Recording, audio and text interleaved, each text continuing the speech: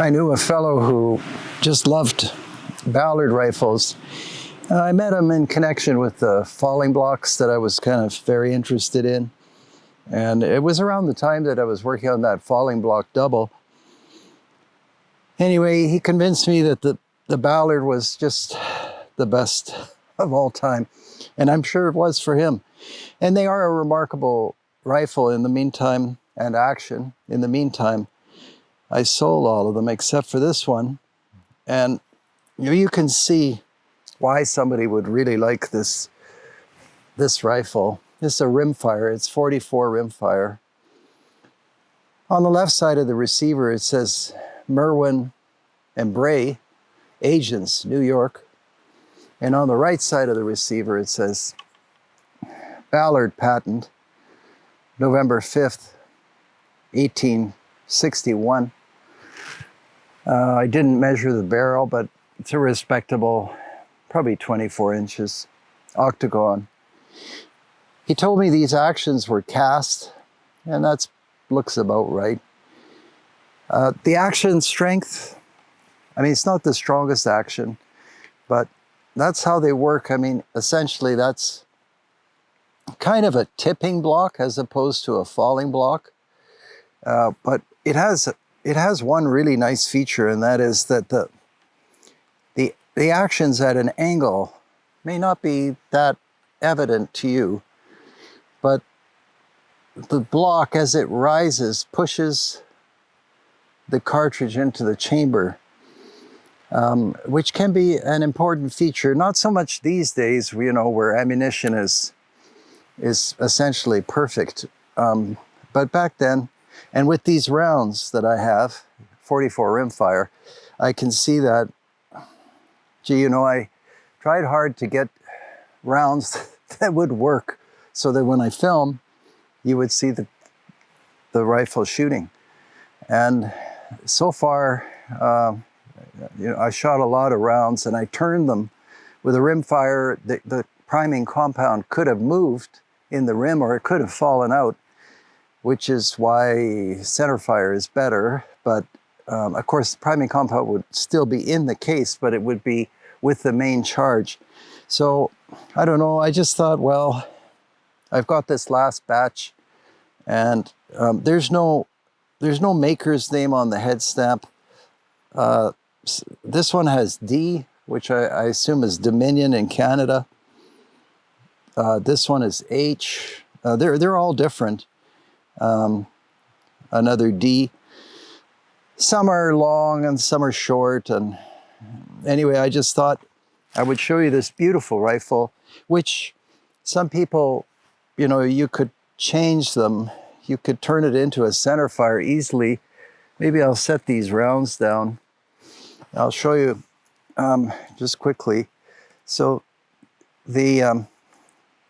sometimes there's a little sticking point in these older Ballards, but you just keep going and it'll close and it'll lock and it's all tight.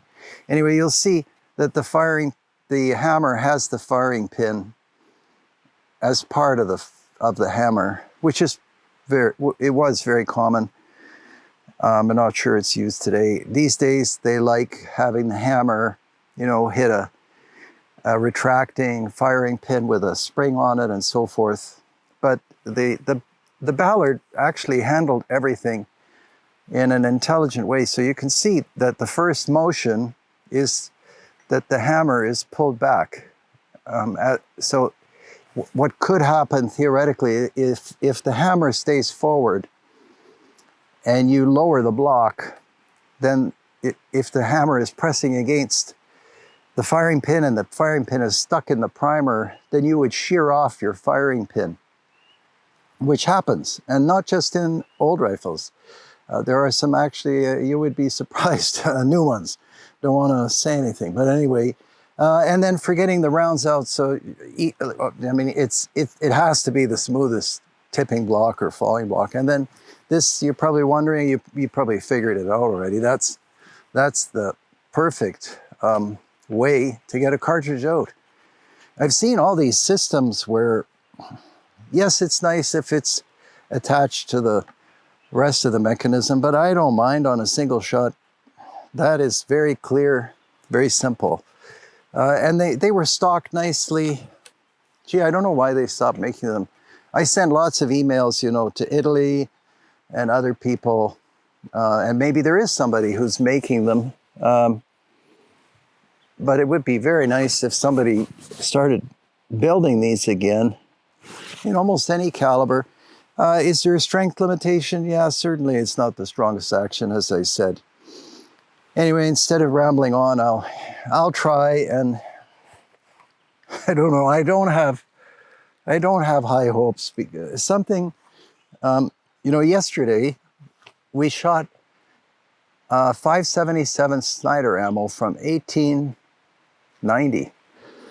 I don't think this ammo is that old, but the Snider ammo worked. Did we have a single dead? I don't think so. No, we didn't. But we had a couple of hang fires.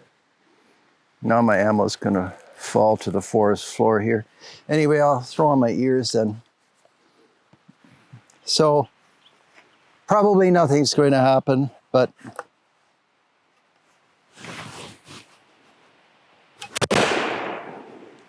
oh, that's unbelievable.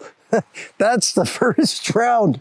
That is, okay, that wasn't perfect, right? There was a delay, but that, okay, that's unbelievable. I don't know, I can't tell you how many I shot, and they didn't do anything, not even like a nothing. So then we can push that out, and there's our empty. My goodness, that's pretty amazing. Well, we'll take another couple of shots here. I can't believe that went off.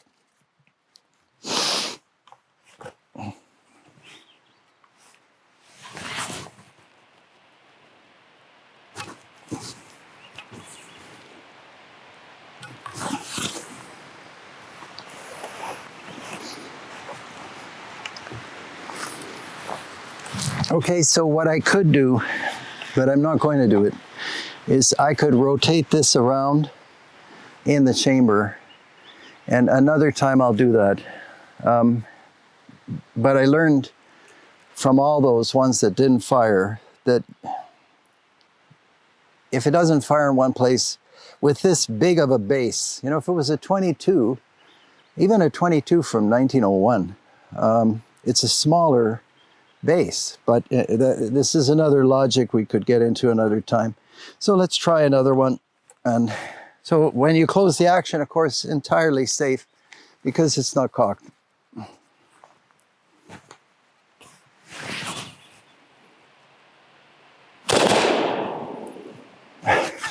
Okay.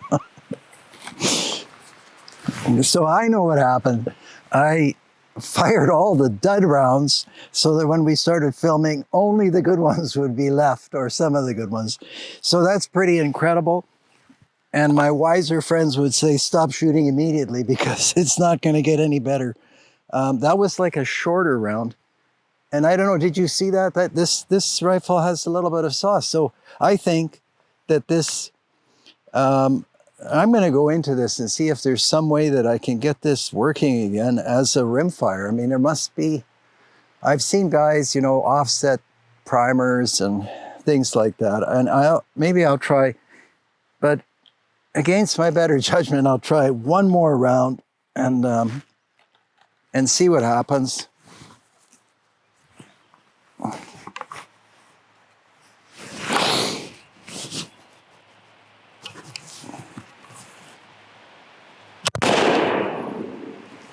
So that's just unbelievable.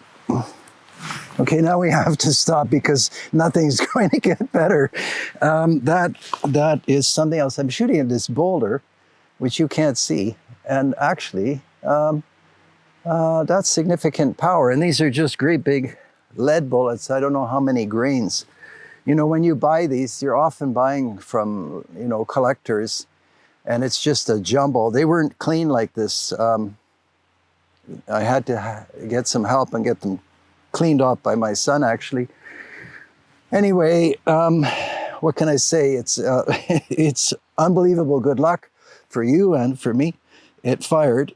And yeah, ballard. Maybe not that common. Hey, maybe you haven't seen them, but a fantastic part of American history. And we actually got it firing. All right, thanks for watching. We'll see you on the next video.